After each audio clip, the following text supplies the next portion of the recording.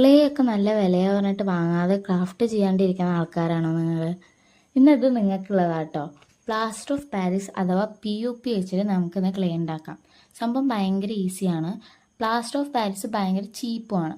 So നമുക്ക് നമ്മുടെ ആവശ്യത്തിന് അത്ര ക്ലേ ഉണ്ടാക്കാൻ പറ്റും കേട്ടോ. സംഭവത്തിൽ പ്ലാസ്റ്റർ ഓഫ് പാരീസ് ഒരു ബൗളിലെടുക്കുക, ഗ്ലൂവും വാട്ടറും മിക്സ് ചെയ്തിട്ടൊരു സംഭവം ഉണ്ടാക്കുക.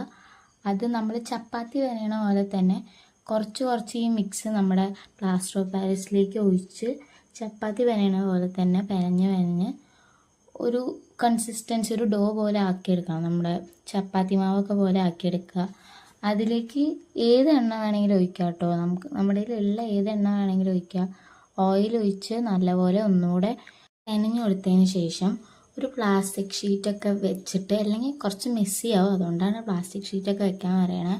പ്ലാസ്റ്റിക് ഷീറ്റ് വെച്ചിട്ട് നമ്മൾ ചപ്പാത്തി വരുത്തണ പോലെ തന്നെ നമ്മുടെ പ്ലാസ്റ്റർ ഓഫ് പാരീസിൻ്റെ ആ ഡ്രൈ പൊടി ഒന്നുകൂടെ ഇട്ട് കൊടുത്തിട്ട് നമ്മുടെ ഡോ ഒന്നുകൂടെ വെച്ചിട്ട് നല്ലപോലെ പെനഞ്ഞ് നല്ല സെറ്റാക്കി കൊടുക്കുക. ഇത് നമ്മൾ നല്ലപോലെ പെനയണം കേട്ടോ. പിന്നെ ഒരു കാര്യം, പ്ലാസ്റ്റർ ഓഫ് പാരീസിൻ്റെ ക്ലേ ഉപയോഗിക്കുന്ന ആൾക്കാരാണെങ്കിൽ ഇത് പെട്ടെന്ന് ഡ്രൈ ആവും. അതുകൊണ്ട് തന്നെ ഇതുകൊണ്ട് വർക്ക് ചെയ്യുമ്പോൾ പെട്ടെന്ന് വർക്ക് ചെയ്യണം കേട്ടോ. അപ്പോൾ ക്ലേ ഇല്ലാത്ത ആൾക്കാരാണെങ്കിൽ ഡു ട്രൈ ഇറ്റ് ഔട്ട്.